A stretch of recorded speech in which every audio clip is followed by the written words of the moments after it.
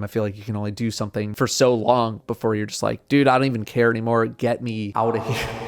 The recent story of Datto's content career should serve as a cautionary tale for those out there aspiring to make content in this space. As someone who has been making content for over a decade, I can greatly sympathize with burnout. If you don't know what burnout is, it's basically when you've done something you were originally very passionate about, so much that you are no longer passionate about it, and instead of waking up inspired and motivated, you wake up depressed and unenthusiastic. This is about where I envision Datto is right now, considering his last video. Let me explain. Yesterday I was playing some Destiny 2 when some chatters came by saying, "Hey, Lucky, did you hear Datto is quitting Destiny?" At first I didn't think much of it, but later that night I saw a video in the feed that said Datto did Destiny for a decade. And I was intrigued because it was in the past tense, as though he did Destiny, but now he's going to be doing something else. And while that wasn't exactly what the video was, it was eye-opening to peep into the mind of Datto and his thought process for content creation in Destiny and his perspective on the social media space as a whole. He started off first by talking about 12-hour days, which is a common sentiment for most content creators. The grind never stops, as they say. He then went on to talk about how he feels guilty every time he doesn't work, which is a strange phenomenon for most content creators, but is one that is shared widely. The idea is, if you take time off, you're going to miss out on something so big that you'll regret it. So then the only solution is to almost never take time off. So what is his resolution? He's going to be taking a sabbatical. He's taking a vacation for a month or two after the final shape. So Datto does Cabo Wabo? Talked about what he would do when he comes back, or if he comes back. Things like hiring an editor, establishing better work-life balance, etc. He talked about how his YouTube credentials can't really get him into a new field or industry. If he could leverage his YouTube resume to get a better job, he would, which is sad to think about because that means we would lose out on all those Datto videos. So why is Datto's story a cautionary tale then? Because even the guy who is at the very top is unhappy. He said something along the lines of, the pay is good, but you are overworked. And if the guy at the very top is overworked, imagine those at the bottom who work just as hard, if not harder, for a fraction of the pay. He later went on to talk about how difficult it is to keep up. Pace of content creation is so much faster now than it was 10 years ago, and he regularly feels imposter syndrome because it's hard to stay in the know on everything that happens in Destiny 2. From TWABs, to patch notes, to hotfixes, to podcasts, tweets, Reddit posts, forum posts, there is a never-ending rabbit hole of information that is being pumped out at an astounding rate. Lastly, he mentioned how his love of games is gone, the very thing that brought him to this space in the first place. Hopefully we don't lose Datto after the final shape, but if we do, then I would say it was an excellent journey, Datto. Thank you for bringing us guides to help us find exotics. Thank you for sharing your opinions on the game, and thanks for giving us someone to cheer for in the world's first races. See you, Starside.